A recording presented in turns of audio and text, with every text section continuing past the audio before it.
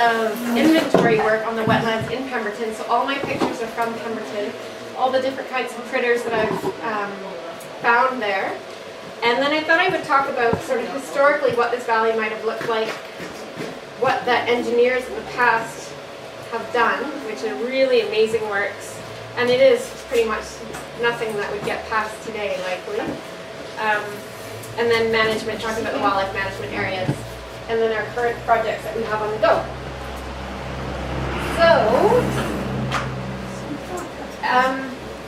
wetlands, what the heck's a wetland? It's just like it sounds. Wetlands are defined basically by the soils and the plants that grow there, and that the soils and plants that are there because it's wet.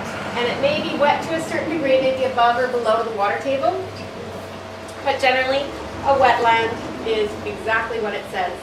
And there are 5 different classifications of wetlands in Canada. It's different from around the world. Every country has its own way to define wetlands. In Canada, we talk about 5 different ones. Shallow open water, so less than 2 meters of water. An example of that in our area would be 1 Mile Lake.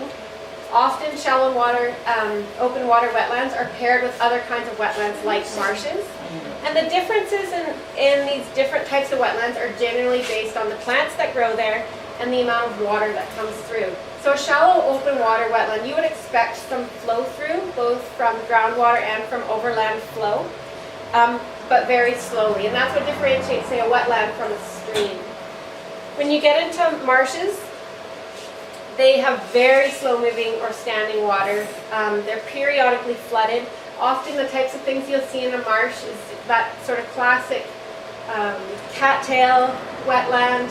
Those plants need to be periodically inundated with water, but they don't like to have their feet wet all year long. They actually need a small period of dry time.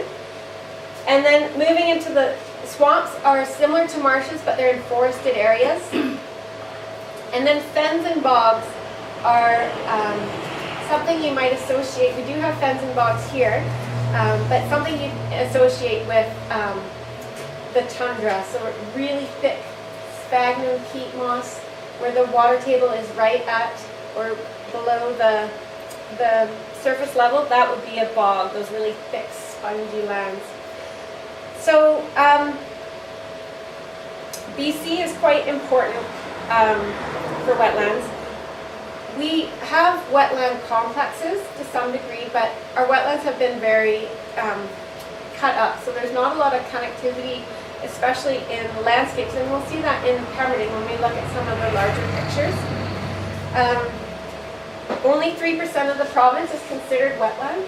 So it's a small portion of what all the habitat types we have in the province. And that's it. That's sort of overview of wetlands. And so, why should we care if a wetland is here? Wetlands really do provide us some really amazing things that no matter what type of engineering we do, it's very hard to replicate what a wetland can provide for us for free. So 90% of matter is removed as it flows through a wetland. As it comes through, a lot of the sediments and pollutants are dropped out as the water slows. And much of those toxins, pollutants, even sediments, are taken up by the plants. And there's these really interesting chemical reactions that happen, that much of those chemicals are actually released when the plant dies as a non-toxic material. So that's why you see places like near Stanley Park where they have these biofiltration wetlands to deal with stormwaters in the cities, because they're very effective as being a natural pollutant filtration system. Something from Pemberton. Wetlands are incredibly important for flood control. Engineers love to move water straight and quick and get it off the land as soon as possible. And that's sort of been the train of thought for a very long time. Wetlands sort of provide the opposite. They provide this buffer. They act like a sponge. So when the water comes in really quickly, they suck it up and they hold on to it. So they do flood, but they'll hold on to that water and release it back slowly. So through the plants and the structure of the actual wet area, they provide a lot of protection from erosion, and then they also provide not only soaking up floodwaters, but then releasing that water slowly during dry times. So that you'll see in the pictures that I'll show a little bit later on in Pemberton how much of that wet area we've lost. And I'm sure that we have seen flooding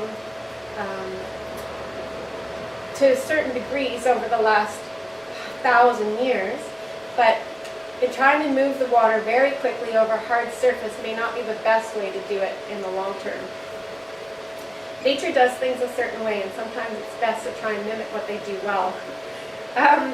Wetlands are essentially also a transitional area, so you're transitioning between very wet and very dry, the upland versus the water, and those areas that are transitional are incredibly rich areas for all sorts of species because you have the overlap of both the upland and the water. So they are incredibly important breeding areas and habitat for all sorts of different critters that live there, and I'm going to go through that a little bit more.